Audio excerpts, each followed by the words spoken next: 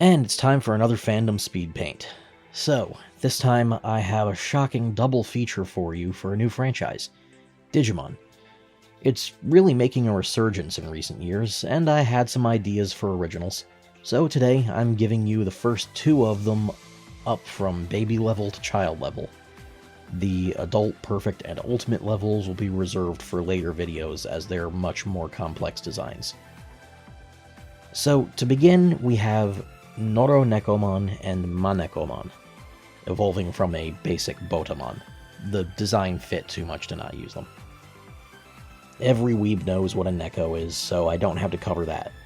Noro, on the other hand, is Japanese for stray. Manekomon's name is a bit more complicated, though. You may be familiar with the concept of a Maneki Neko statue, the beckoning cat, with its paws raised and bringing good luck and fortune to families and shops. Different colors have different meanings and results, and I intend to make full use of that. But I wanted to add a twist. With the latest Digivice model, the V-Bracelet, evolution results are dependent on your physical stats. So I decided, why not try to make a Digimon that does the same with mental health?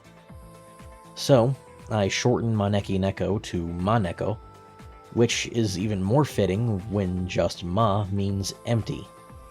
The result is an emotionally neglected cat Digimon that just needs some love and care, and a little help with coping and learning to love themselves. The main colors of Maneki Neko I'll be focusing on are red for health, green for good grades, or in this case, intelligence, and gold for wealth. The fourth evolution at adult level will be gray for a mistreated Manekomon, or simply one too lonely to cope, as every evolution line needs a failed route where they're improperly raised.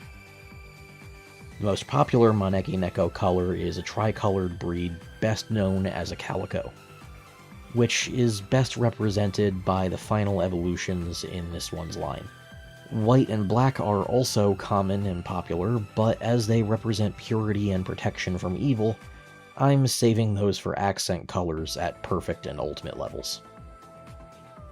The perfect levels will branch out to 6 just as they do in the V-Bracelet line, and in this case they'll be combinations of 2 prior colors. But red and gray can't mix, so the 6th slot will be another pure gray.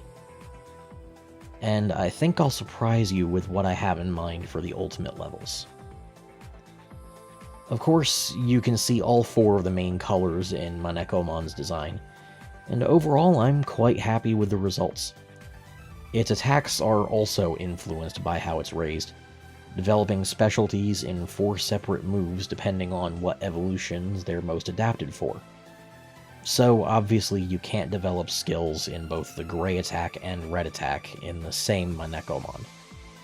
Not that anyone should want to raise one gray to begin with. I know I'm going to have a blast making all of their evolutions, and I hope you guys like the results just as much as I do.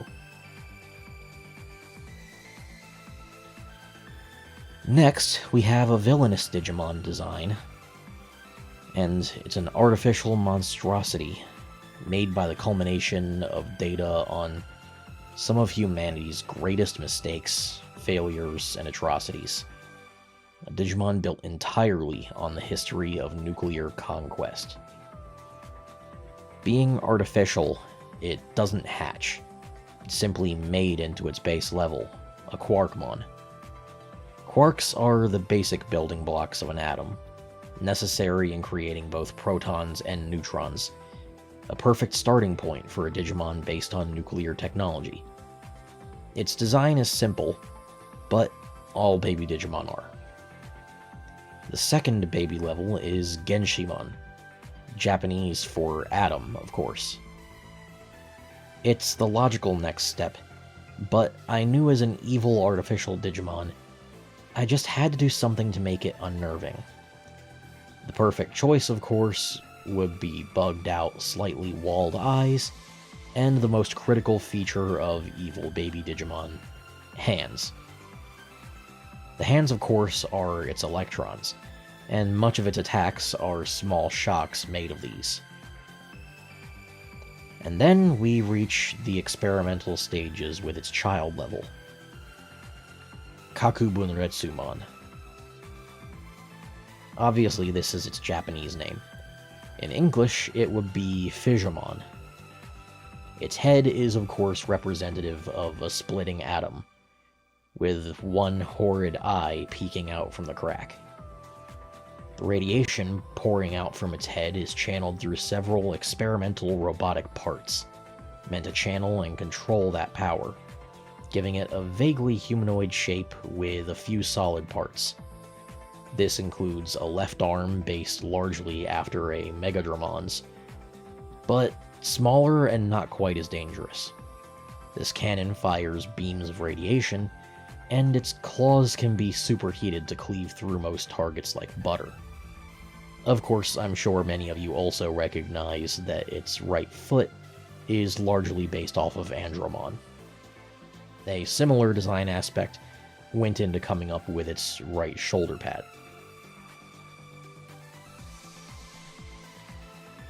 Despite being just a child-level Digimon, Fishamon is powerful enough to compete with multiple upper-ranking adult levels, and threaten them with its toxic presence alone.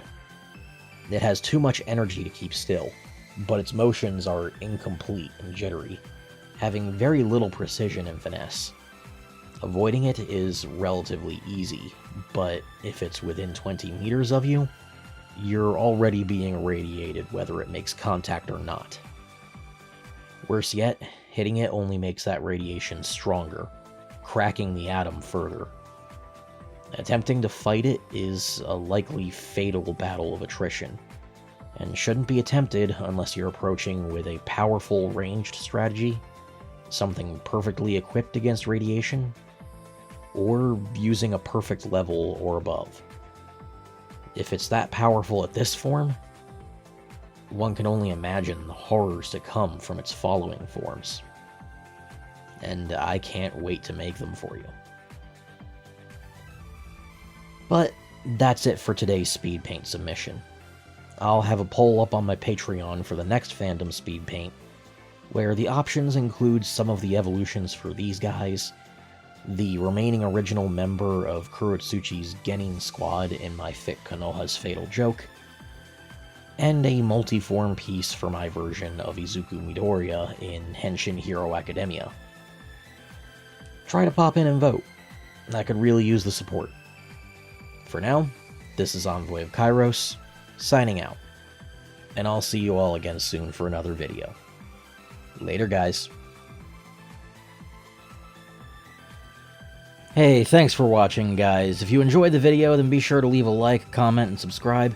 And if you're looking to support me a little further, maybe get some bonus content, or just keep up with me and other fans, you can find links down in the description leading to my Patreon, my Discord, and my Twitter. And, if you're following me on Patreon, then you can expect some content polls to decide what's coming up on the channel yet. A little bit of background additions to some other series I've been working on, some more original and creative stuff. And who knows, if enough of you start supporting me soon, I might have a few other surprises up my sleeve too. Again, thanks for watching, and I hope to see you all again on the next video.